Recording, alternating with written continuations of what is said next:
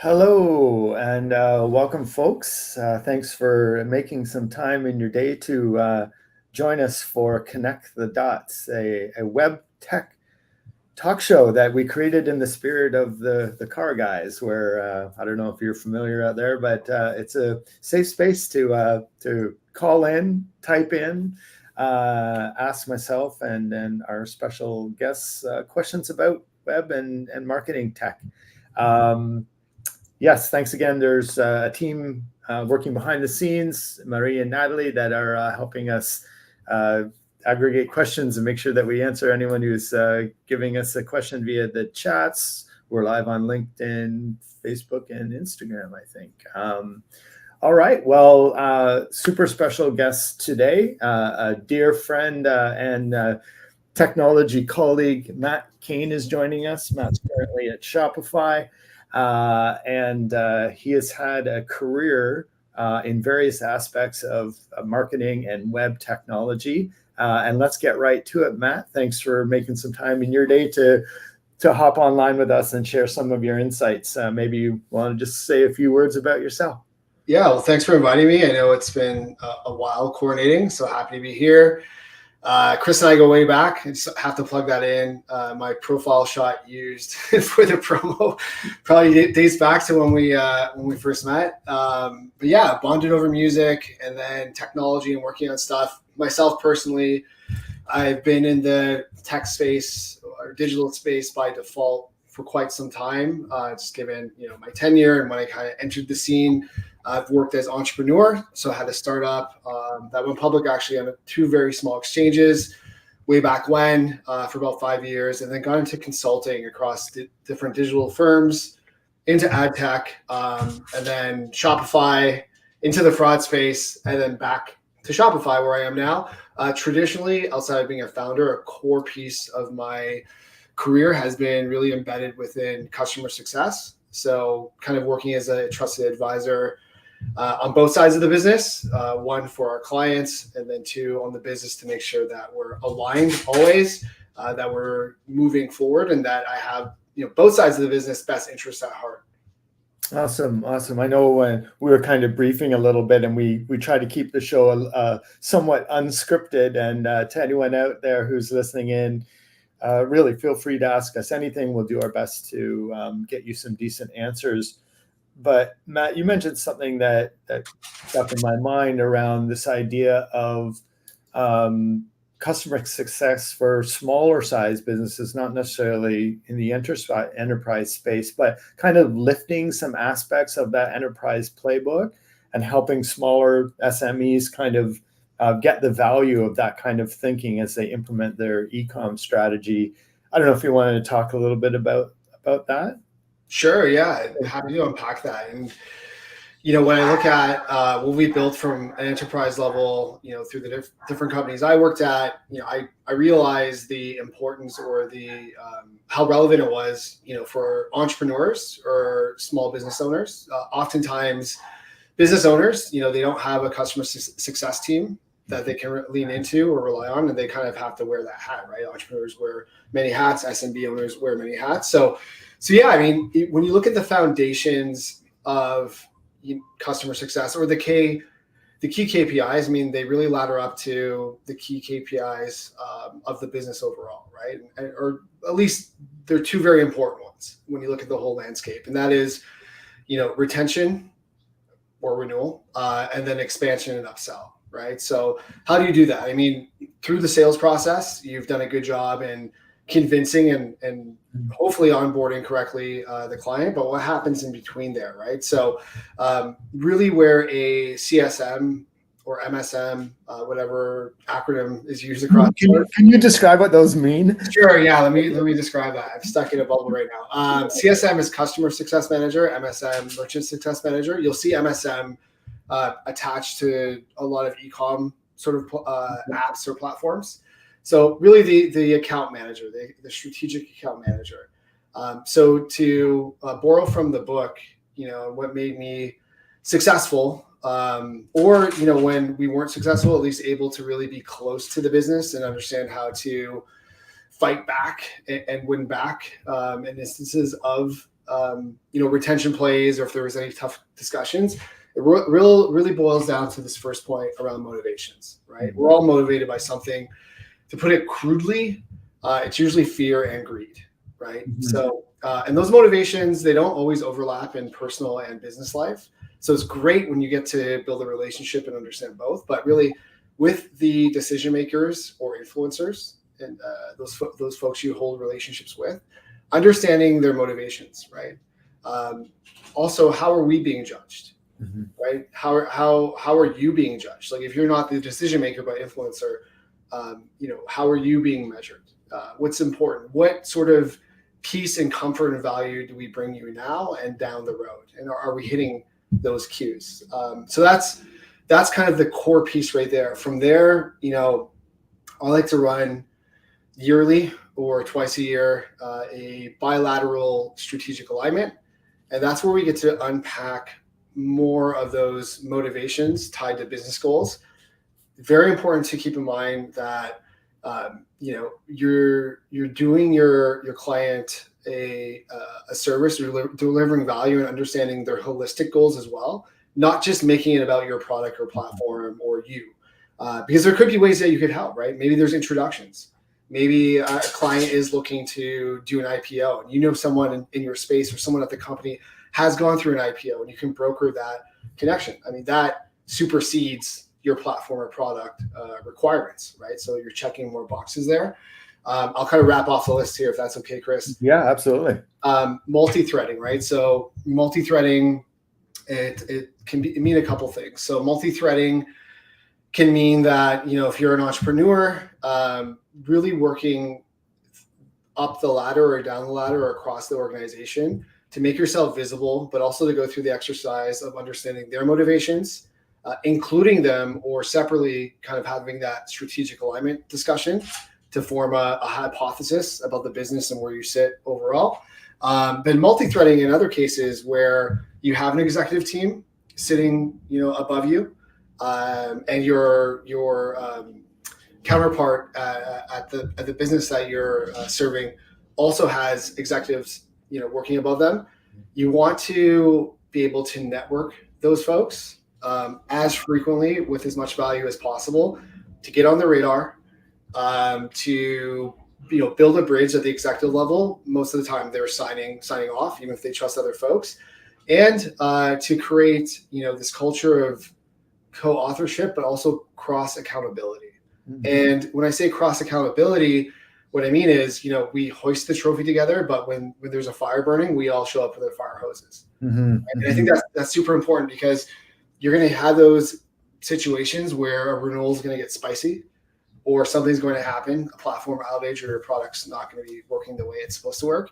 And you're going to want to have that visibility and those connections at the highest level, mm-hmm. to fight the fire, when it's small, and really to get, your leadership in the game, so they have skin in the game, so they're not blindsided and they have the fullest context as possible when approaching that. And again, on the other side, when it's time to lift the trophy and pop bottles, I mean, it's mm-hmm.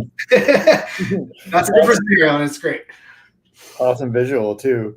There's a lot that I can learn about this as well. We have a small SaaS startup as well as the agency itself, and just this idea of kind of cross accountability is pretty key as we get better at helping make sure that the accounts are always in good stead, and that everyone's prepped for change management too, because a lot of things change in the organization while you're engaged with the platform or product or that kind of thing.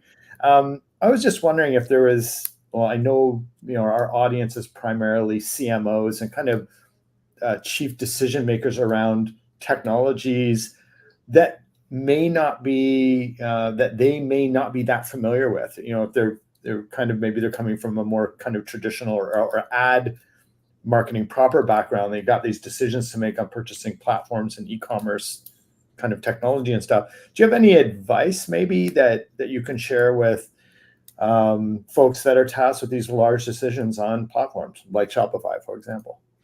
Yeah, I think, multi-threading comes into play there, where you can have that executive bridge to really have those conversations. But before you get there, it's going back to the fundamentals, right? what motivations, building out the persona of that CMO or decision maker. Like, what do they care about? What do they know? What don't they know? In some cases, you're going to have to convince them. In most cases, but the degree of convincing can vary, right? Like it could take 10% of effort or convincing. It could take 80%. So in those cases, it's building the context, knowing the motivations, knowing the goals, knowing the persona. Oftentimes, you have to work as a partner, whether you're MSM, CSM, business owner, to really equip and help build the storytelling narrative for that influencer who reports into the decision maker to really empower them and get the message across. So basically make them an advocate and get them, enabled and aligned with the message. And once you have that, I mean, it's not always going to be a home run, but that's going to better your chances. Interesting. I know some of the folks that mentioned they'd be listening, and they're obviously curious about the more kind of product focused aspects of e-commerce platforms. But I know this isn't your role particularly, but what are you seeing as kind of trending or coming up in 2025 around kind of an e-commerce plays? And obviously there's a bit of AI kind of discussion in there. Do you have any opinions on what's going on or what opportunities are maybe coming around the corner? Yeah, I mean, post peak COVID, and I mean, when you say peak COVID, it means a lot of things, right? It was a horrible time. Personally, we went through a lot. We're still kind of recovering. From a business sense, I think that it mirrors a lot of that, but in different ways. We saw technology expedite. We saw dollars become rapidly available at low interest. And times were good, right? From a business perspective, especially for e-com. People were willing to spend and ask less questions. What's happened now, I'd say over the last couple of years, is that those good times have cooled off and we're hit harder times where we've all, personally or professionally, have to make more value-based and value creation-based decisions, right? So it's not a great place to be when you're talking about getting more for less. But a lot of the discussions are, I want to pay the same, maybe a little bit more or a little bit less, but because we're in the landscape that we are, I want to derive maximum value. How are you going to make me grow, right? Like I've lost market share. My vertical has seen a downward trend. I've had to make layoffs as a result. So how are you going to make me more efficient, more nimble, without a huge price tag, and enable me to survive or thrive? So a lot of discussions are around that. And, talking about AI or products in specific, like it's the entrepreneur's job or the CSM or MSM's job to show real value and numbers and potential that back that up. If you're going in this environment and selling stuff because it's a buzzword or it might have worked for X client or X merchant, you're going to potentially erode your relationship that you've built up. And, the influencer or decision maker might second guess making time for you because you're coming off salesy or you're not coming off as genuine. So I think it's good on our side of the business where we've had to become laser focused in understanding business value, how to drive that, presenting numbers and building business cases as to why, this product or this platform is the choice. Gotcha. If you don't mind, just I had a few questions around just kind of this customer success idea. And I know some folks in our space are a bit curious around like tools and application. How do you manage like customer success as you're growing a team? Do you have any kind of favorite methodologies or tool sets or any kind of advice that might be cool in that department? Yeah, so customer success, what can I say? A lot of investment in kind of fine tuning or perfecting or seeking out the next best thing. Fundamentals, and I think the best example of fundamentals would be playbooks, right? So knowing again how to run an EBR, knowing how to have executive conversations, having a retention and expansion playbook, right? The interesting thing about playbooks within customer success and within tech in general is they're ever evolving. So I think, the footnote there is these are ripe for disruption, and they aren't always a silver bullet, but to have those foundations to revisit and then calibrate as needed have been the most successful sort of plays within customer success. If we're talking tools, it's all over the place, right? There's very expensive tools I've seen that can do cool things or suggest that they can do cool things. And then there's people who just use spreadsheets or Google Sheets, which are all fine. Really, it's about execution and then having those fundamentals to revisit, because there's so much noise going on that you need those fundamentals and those pillars as kind of table stakes to go back and revisit, to ground yourself, and to remember what are the most important KPIs that you're being measured by internally, but also how your clients are measuring you by. Like, at the end of the day, those are the most important thing. Interesting. I know a part of the customer success journey is, I guess, owning the commitment of the product to be innovative and continuously adding value to the customer, thus their success. I was just in an interesting talk yesterday about kind of the journey of innovation in a product in general. I'm just wondering, what are your thoughts on when you inevitably hit the innovation kind of dip where the product is kind of fully featured and there just isn't anything new for a while? You've got competitors that have kind of found some silver shiny thing that they're introducing. Maybe it's AI or something, and you're just kind of not adopting because it doesn't make sense. But what do you do from a customer success perspective when you're just kind of in that inevitable lag where you ramp up for the next newest thing? Yeah, be a dialed in advocate and advisor to both sides of the business. So that's sort of a recurring theme throughout CS as well. And the best CS folks are just that, right? They're in the front line, hearing the feedback, the frustrations or ideas from their clients or merchants, and then they're tapped in and well networked on their business side with the product or engineering teams to voice the client's concerns, ideas, and ideas around innovation, right? So saying look, there's a potential case here. 60% of my merchants are talking about AI. We know that X competitor is implemented AI. I think we have budget. There seems to be a need.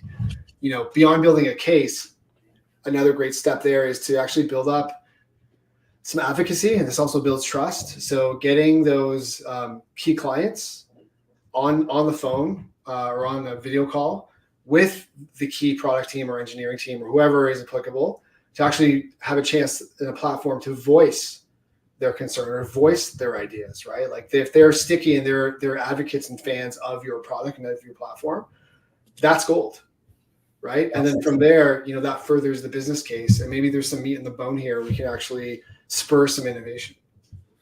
Cool. I know a lot of our friends are in the platform space as well, and this is great information for them. I just wanted to give a shout out to the folks who are making a bit of time in their morning to listen in, watch on all of the channels. Thank you very much.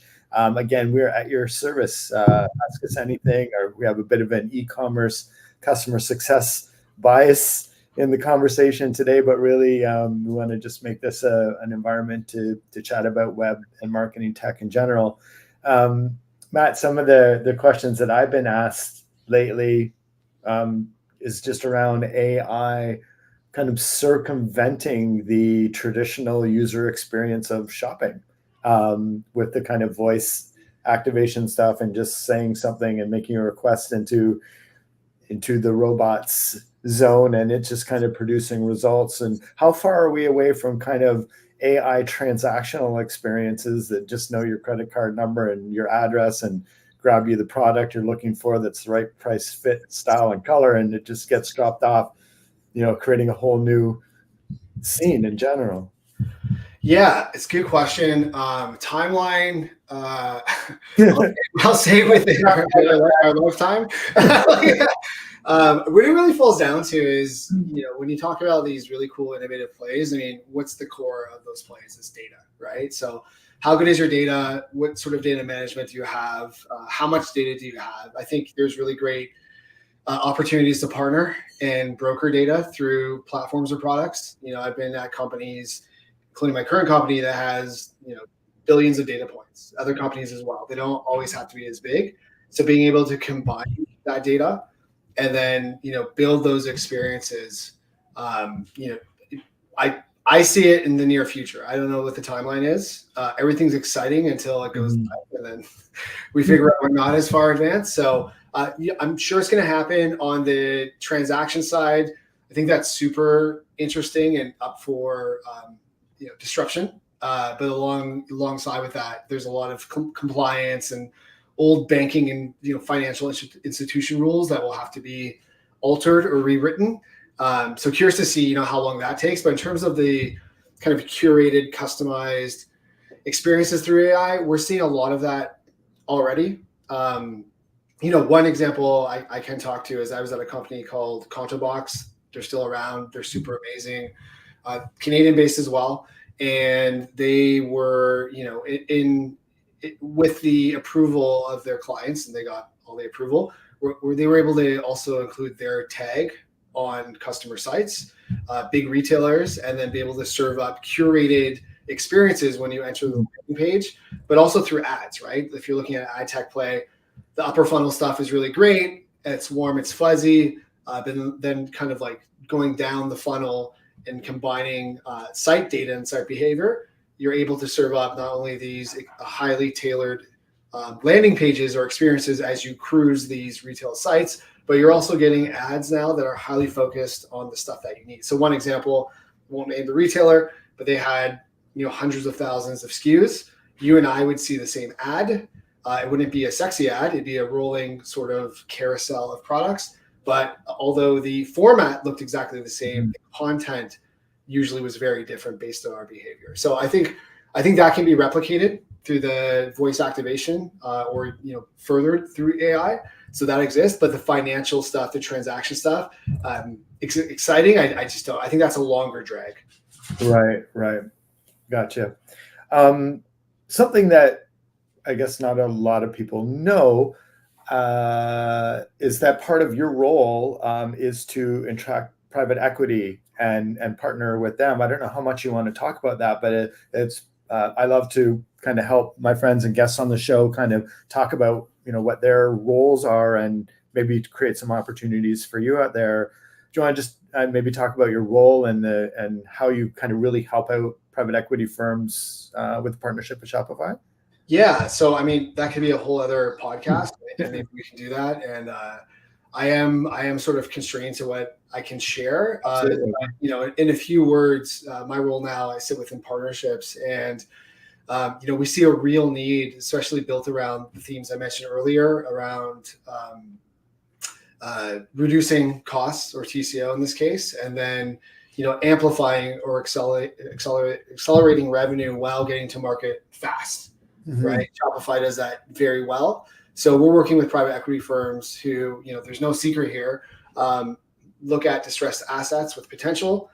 They want to build them up and eventually move them out of their portfolio or sell them. So we're looking to, and we have been partnering with these firms to really help them with that digital transformation, and to hit all those cues around TCO and conversion and revenue and innovation. It's no secret as well, Shopify heavily reinvests their profit more than anyone else into innovation and engineering.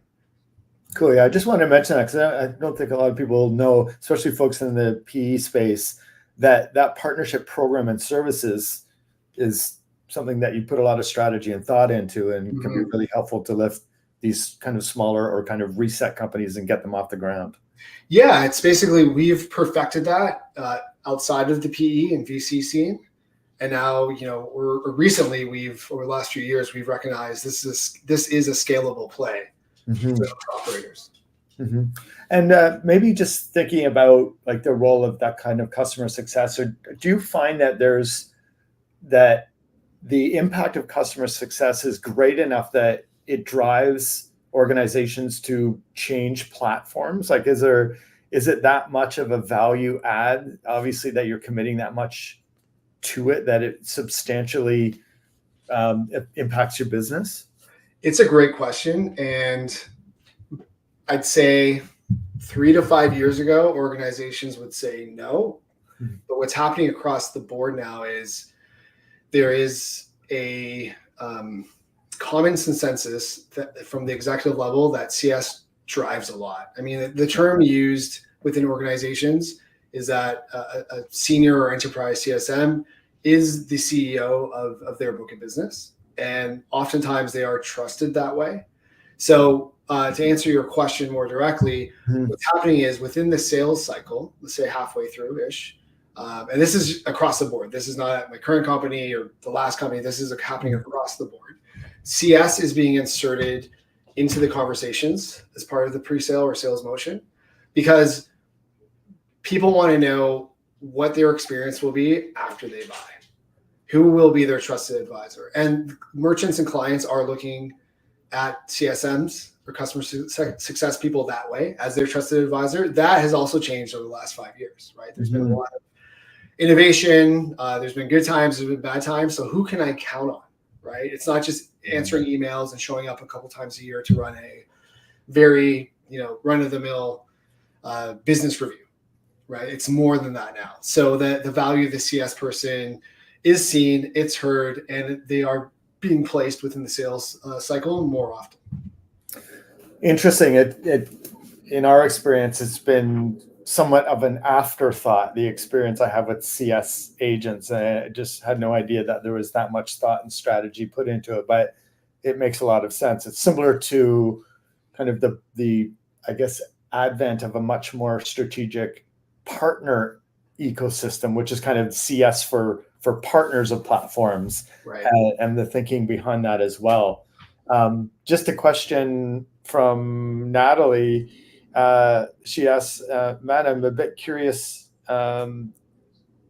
where you'd like to see customer experience go in e-commerce from maybe an angle of social impact. It's kind of an interesting perspective on there. And how are you thinking outside of just, I guess, assuring the sale, but the commitment to, good stewardship, let's say? Yeah, I mean, there's a key component, and it's something that you have to balance within a CS role is empathy, right? And going back and being a broken record to the motivations, both professionally and personally, you start to paint a broader picture of the business and business stakeholder, but also the person, right? Keeping their best interests at heart. I mean, when you have an internal business review with executives in CS, a good customer success person will paint that picture of the persona. And that does include, this is a young high riser who has a young family. They just had a newborn. They're also very interested in golf and tightly tied to these social movements or a volunteer here, right? That all comes into play, and it's used well. It's not used as an advantage, or it's not used in a way to leverage someone or manipulate someone. It's really to help paint that picture. And at the end of the day, it's relationship building, right? You want to be able to have the trust. And I have another note here when I was going through the different pillars, one that I left off, but it's building the relationship where you can have the 6 p.m. phone calls, the phone calls when you're on a walk, and the phone calls when you are driving home or in your car. That's kind of those are metrics, or those are scenarios, in my opinion, when that shows that you're truly getting in there, or you've made it. Like, you've won the relationship, you've won the trust. Right. You're spending that sacred time after hours or during your rituals or while you're driving to connect with that person. Interesting. I think this will provide a great archive of information around the whole world of customer success, especially as it's impacted through e-commerce experiences. Time flies. Yeah. We are just about out of time. Matt, just wanted to thank you for making time in your busy day to join us. I really appreciate it. We'll be following up and putting the transcript and the video of this call up on different channels. And I just wanted to shout out and say thanks to everyone who spent some time listening in. I hope we provided some great value and an interesting topic. And thanks to Natalie and Marie that produced the show. Really great. Couldn't do it without you. And thanks, Matt. Have an awesome day, and we'll catch up with you real soon. All right. Thanks for having me. And thanks, Okay. everyone. Bye-bye. Thanks. Cheers.